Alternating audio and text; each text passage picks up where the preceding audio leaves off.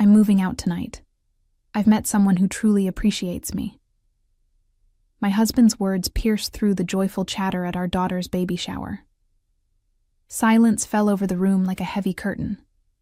From the corner, a young woman, maybe 30 years old, awkwardly raised her glass of mimosa and gave a small wave. Our friends and family sat frozen, their expressions ranging from shock to pity to secondhand embarrassment. My daughter, Jennifer, 7 months pregnant with our first grandchild, looked up from the tiny pair of booties she'd just unwrapped. Her face crumpled, and I instinctively placed my hand on her shoulder. "I'm happy you found your path," I said to my husband of 38 years, surprising myself with the steadiness in my voice. I squeezed Jennifer's shoulder gently, whispered, "I'll call you later," and walked out of the community center in Columbus, Ohio, with my head held high. The May sunshine felt warm against my face as I stepped outside, a stark contrast to the cold reality that had just unfolded. I am Teresa Callahan, 61 years old, a retired school librarian who just watched my marriage publicly implode. But I wasn't as devastated as everyone in that room might have assumed, because I'd known for months. I slid into my car, a sleek new Lexus that Gregory had complained was too extravagant for a retiree, and pulled out my phone. With trembling fingers, anger, not sadness, I sent a text message with a secure link and the simple words, "You might want to check this when you have a moment." As I pulled away from the curb, I glanced in my rearview mirror to see Gregory bursting out of the building, his face flushed as he fumbled with his phone. I knew exactly what he was seeing. Documentation of every financial move I'd methodically made over the past 3 months. The vacation house in Sandusky now solely in my name. Our joint savings, carefully and legally redistributed. The retirement accounts, protected under a trust my lawyer had assured me was airtight. Years ago, this would have been unimaginable.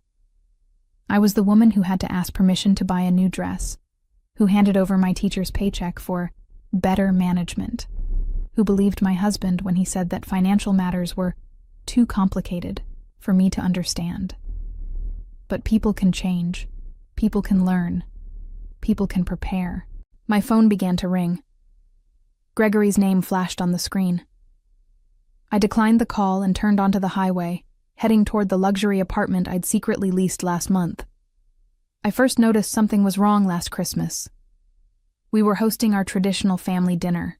Gregory, myself, Jennifer, and her husband Thomas, our son William, who had flown in from Portland, and a handful of close friends. I was in the kitchen preparing dessert when Gregory's phone, left carelessly on the counter, lit up with a message. "Missing you already. Last night was perfect." The sender's name was Angela B. I remember setting down the knife I was using to slice apple pie, wiping my hands on my apron, and taking a deep breath. After 37 years of marriage, you develop an intuition. This wasn't a colleague. This wasn't innocent. This was something else entirely. I didn't confront him that night. Instead, I began to pay attention. Gregory, once predictable in his routines, had become erratic. Monthly fishing trips extended to every weekend. Late nights at the office became more frequent, despite his supposed preparation for retirement from the investment firm where he'd worked for 3 decades. Credit card statements showed dinner charges at restaurants too fancy for business meetings, always for exactly 2 people. "You seem distracted lately," he said to me one evening in February, not looking up from his newspaper. "Is everything all right?" I almost laughed at the irony. "Just thinking about our future," I replied honestly. Gregory nodded absently. "Don't worry about that. I've got everything under control." That was his favorite phrase. "I've got everything under control." He'd said it when we bought our first home, when we invested in his company's stock options, when we made decisions about our children's education. For decades, I believed him. I trusted him to handle our finances because he was the expert, the successful investment advisor who managed millions for clients. What did I know about money? I was just a school librarian who loved books and children. But watching him pretend to read that newspaper while his mind was clearly elsewhere, I realized something important. Gregory might be having an affair, but his real betrayal had been keeping me financially ignorant for decades. That was a power imbalance I could no longer accept. The very next day, I made an appointment with Valerie Peterson, a financial advisor recommended by my friend Dorothy, who had navigated her own difficult divorce years earlier. Valerie listened carefully as I explained my suspicions and my situation. "You've been married how long?" she asked, reviewing the paperwork I'd brought. 38 years in June.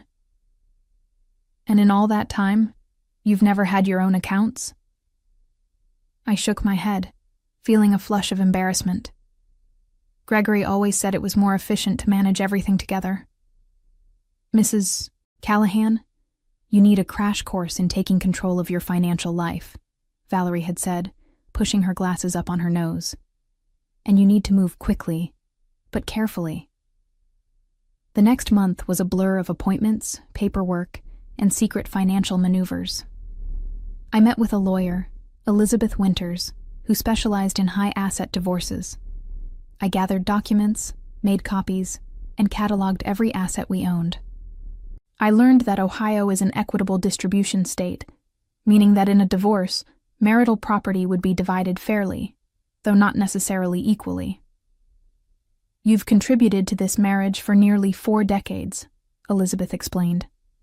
"As a teacher, you helped put food on the table while raising your children. You have every right to an equal share."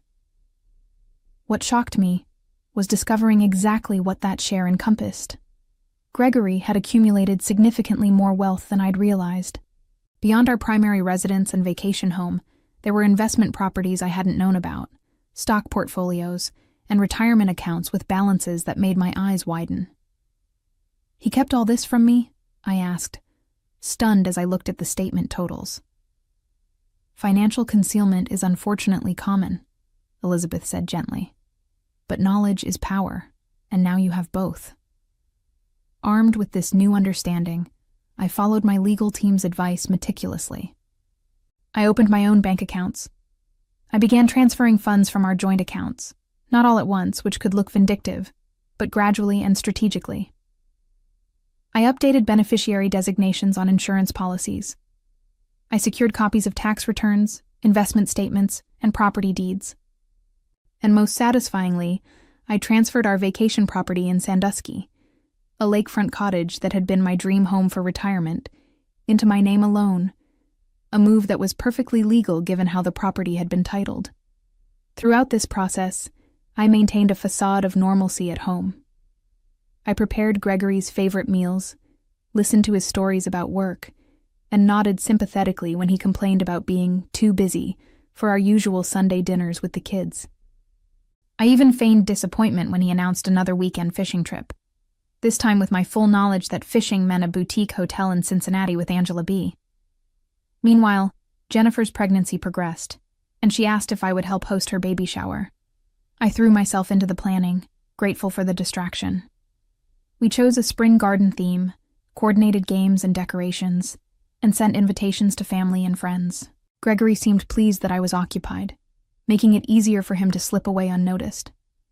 What I didn't anticipate was that he would choose our daughter's celebration as the backdrop for his announcement. Even after months of suspicion and preparation, that level of callousness caught me off guard. But in a way, it made what came next so much easier.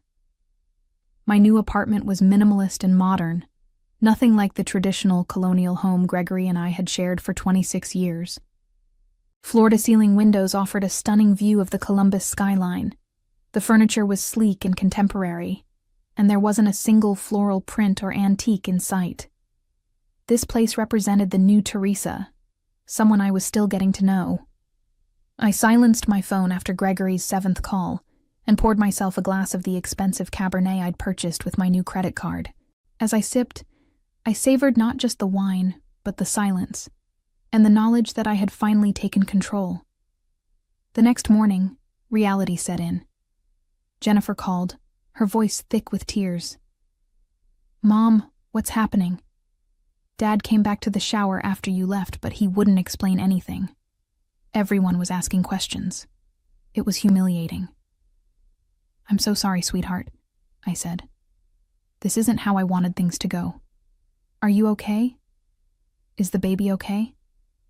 "We're fine," she said. "But Mom, Dad says you've taken everything. He says you've been planning this, that you emptied accounts without telling him. Is that true?" I closed my eyes, feeling a pang of guilt. Not for what I'd done, but for how it affected our children.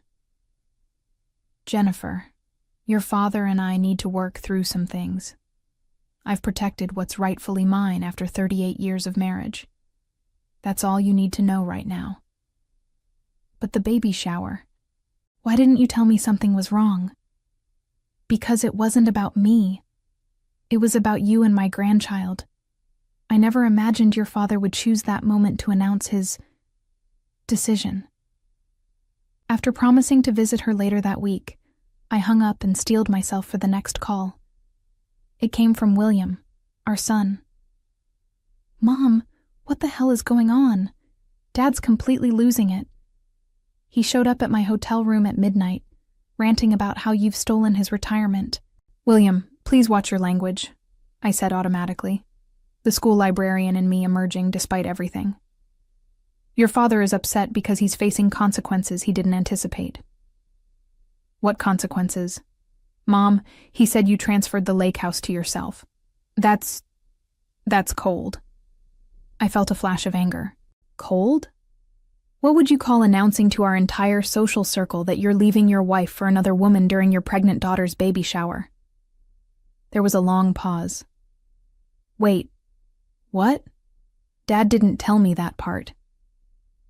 Of course he hadn't. Gregory had always been selective with information, a trait I was now employing myself. I spent the rest of the day fielding calls and texts from concerned friends and family. Some were appalled by Gregory's behavior. Others were shocked by my financial maneuvers. Dorothy, my closest friend since our teaching days, came over with takeout Chinese food and a bottle of champagne. "To your liberation," she toasted, raising her glass. "I've been waiting 30 years for you to stand up to that pompous ass." I laughed despite myself. "Have you really disliked him all this time?" Dorothy's expression softened. "I never disliked Gregory. I disliked how he diminished you. How he made every decision, controlled every dollar, took credit for your successes, and blamed you for his failures. You deserve better, Teresa." As we ate lo mein straight from the containers, I filled Dorothy in on my plans. I would be meeting with my lawyer again tomorrow. Gregory had already contacted his own attorney. The battle lines were being drawn. "Are you scared?" Dorothy asked as she was leaving. I considered the question. Not scared. Sad, yes. Angry, definitely. But for the first time in decades, I feel powerful. That night I slept better than I had in months. The next morning, I arrived at Elizabeth's office downtown to find her waiting with a grave expression. "Gregory's attorney has been in touch," she said, gesturing for me to sit. "They're contesting the property transfer and claiming you acted in bad faith." "Is that going to be a problem?" I asked, my confidence faltering slightly. "It complicates things, but we've done nothing illegal. Everything was properly documented and filed. The lake house was transferred through legitimate channels." She pulled out a folder. "However, they're demanding an emergency hearing for temporary financial orders. Gregory is claiming financial hardship." I nearly choked. Financial hardship? The man makes over $300,000 a year. Yes, but according to his filing, he has significant debt obligations I don't think you were aware of. Elizabeth spread several documents across her desk. Credit card statements showing balances in the tens of thousands. A personal loan with a staggering interest rate. A second mortgage on our primary residence that I had never signed for. "How is this possible?" I whispered, my hands shaking as I examined the evidence of yet another betrayal. "There's more," Elizabeth said gently. The girlfriend, Angela Blackwood. She's a former client of Gregory's firm. There's been an ethics investigation ongoing for nearly 6 months. The pieces suddenly fell into place. Gregory's increasingly erratic behavior, his insistence that retirement was still years away, despite our original plan to retire together when I did, the frequent arguments about money that seemed to come out of nowhere. He's been hiding financial problems, I realized aloud. All this time, while making me believe he was the expert. It appears so, Elizabeth confirmed. And there's something else you should know. The firm is considering termination due to the inappropriate relationship with a client. If they find evidence he mismanaged her finances, he could lose his license, I finished. For a moment, I felt a wave of vindication, quickly followed by a cold realization. If Gregory lost his income and professional standing, it could impact the settlement I would receive in the divorce. What does this mean for me? I asked. It means we need to adjust our strategy, Elizabeth said. The good news is that you've already secured significant assets. The bad news is that there may be less to divide than we initially thought. As I left Elizabeth's office, I noticed a familiar car parked across the street, Gregory's black BMW. He stepped out as I approached my vehicle. Teresa, he called, his voice carrying across the parking lot. We need to talk. I hesitated, then turned to face him. He looked terrible. Unshaven, eyes bloodshot, wearing the same clothes from the baby shower. About what, Gregory? Your girlfriend? Your secret debt? The ethics investigation at your firm? His face paled. How did you... I know everything now, I said, surprised by the steadiness in my voice. All the things you kept from me because finances were too complicated for my understanding. You don't understand, he insisted, stepping closer. Angela isn't what you think. This whole situation isn't what you think. Then explain it to me, I challenged. Explain why you humiliated our daughter at her baby shower. Explain why you took out a second mortgage without my knowledge. Explain why you've been lying to me for months. Maybe years. Instead of answering, Gregory's expression hardened. You'll regret what you've done, Teresa. I built everything we have. Everything. You wouldn't even know how to manage these assets without me. I smiled, a genuine smile that seemed to unnerve him. That's where you're wrong. I've learned quite a lot recently. I suggest you talk to your lawyer about a settlement because, from where I'm standing, I'm holding all the cards. 3 days after my confrontation with Gregory in the parking lot, I received an unexpected visitor at my apartment. The concierge called to announce that an Angela Blackwood was requesting to see me. I considered refusing, but curiosity won out. Send her up, I told him. Minutes later, I was face to face with the woman who had waved so awkwardly at our daughter's baby shower. She was younger than me, probably in her early 30s, but not the 20-something trophy I had imagined. She wore a conservative pantsuit and minimal makeup, looking more like a business professional than a homewrecker. Mrs. Callahan, she began, her voice tight. Thank you for seeing me.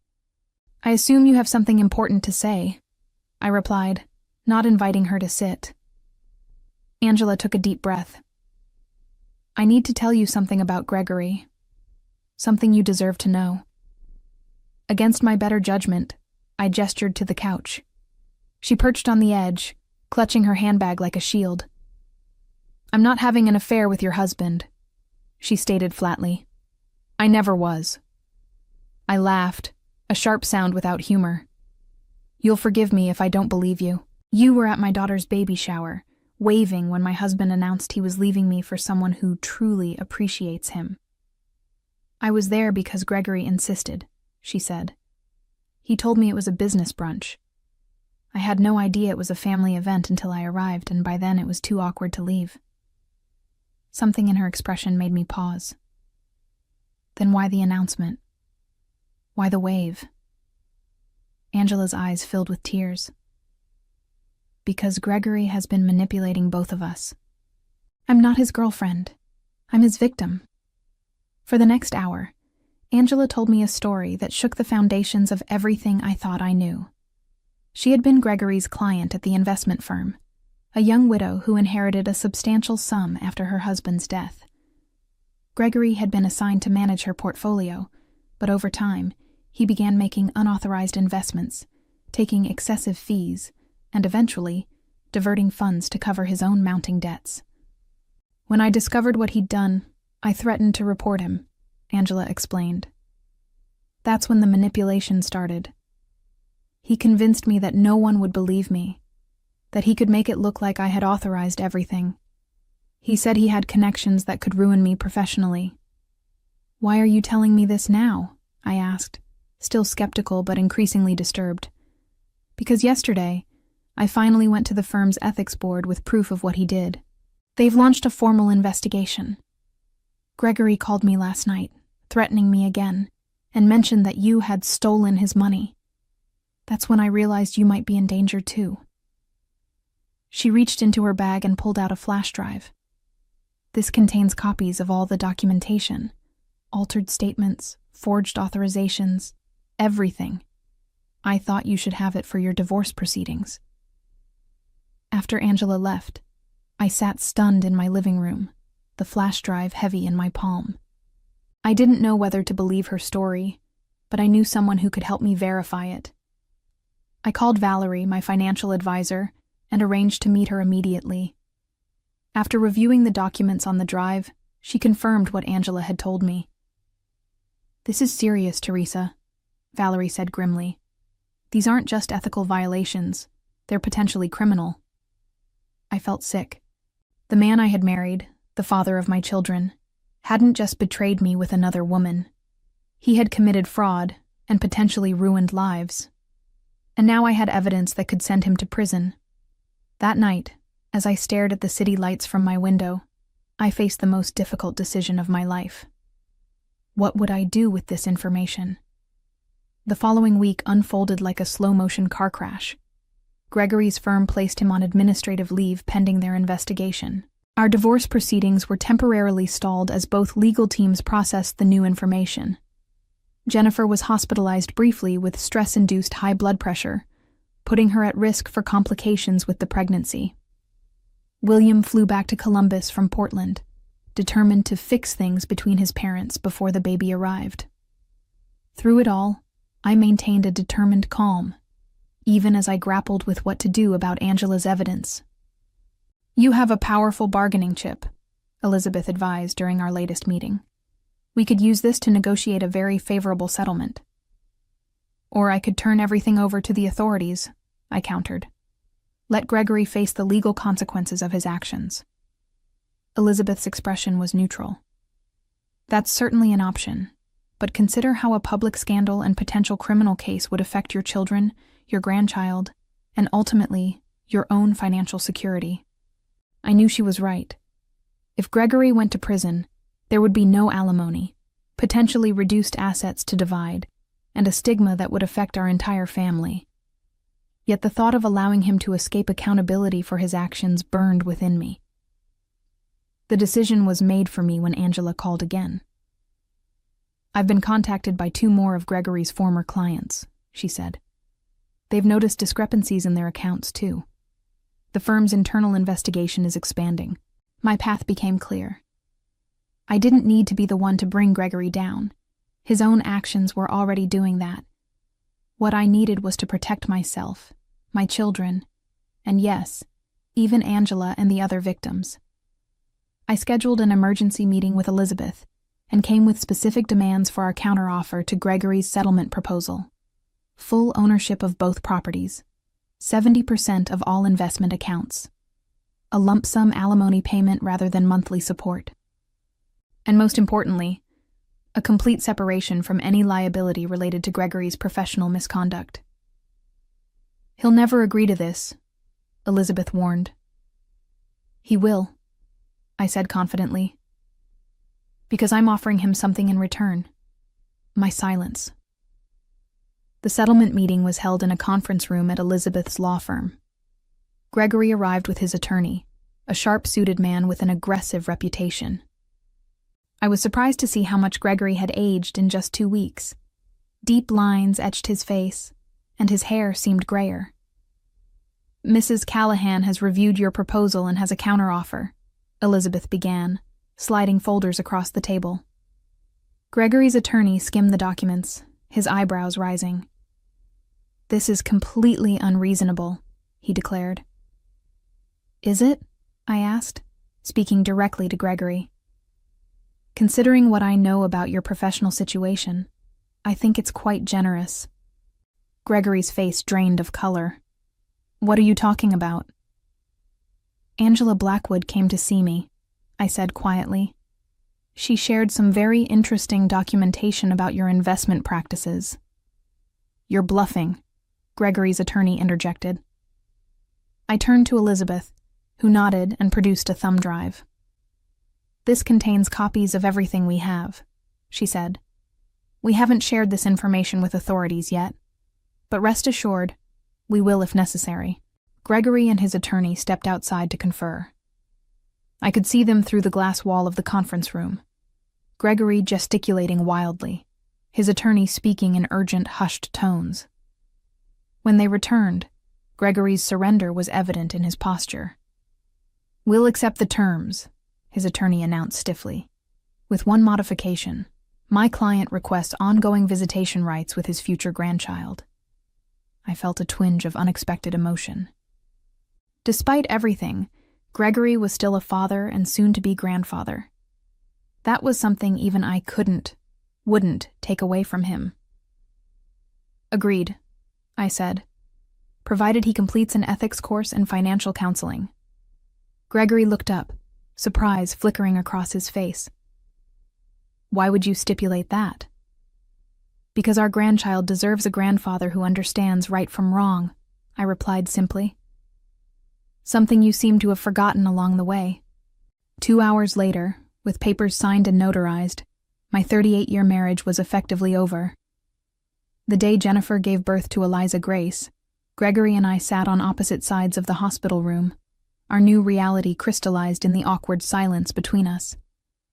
But when our daughter placed that tiny bundle in my arms, nothing else mattered. I was a grandmother now, embarking on yet another new chapter in my life. In the months that followed, Gregory's professional world collapsed completely. The firm's investigation expanded to include regulatory authorities, and while he avoided criminal charges through a cooperation agreement, his career in financial services was permanently ended. He moved to a small apartment across town, started therapy, and began the humbling process of rebuilding his life from scratch. As for me, I sold our family home and moved permanently into my apartment. I traveled to places I'd always wanted to see: the Grand Canyon, New York City, even a 2-week tour of Italy. I volunteered at the library where I'd once worked, reading to children twice a week. And slowly, carefully, I began to repair the relationships damaged by Gregory's betrayal and my own necessary but painful response. "You know," Dorothy said one evening as we shared dinner on my balcony, "you've completely transformed this past year. You're not the same Teresa I've known for decades." I considered this as I looked out at the Columbus skyline, golden in the setting sun. "I'm exactly the same person," I corrected gently. I just finally allowed her to emerge. Looking back on my journey from betrayal to empowerment, I realized the greatest revenge wasn't in the assets I secured or the dignity I maintained. It was in discovering I had been capable of rescuing myself all along.